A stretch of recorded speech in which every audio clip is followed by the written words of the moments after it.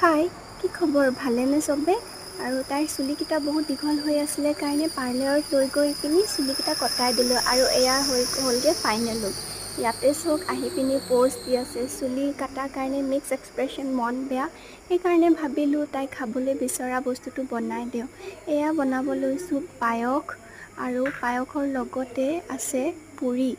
বাট গৰমত এইবোৰ বনাই থাকিলেও অৱস্থা বেয়া হৈ যায়, বাট উপায় নাই।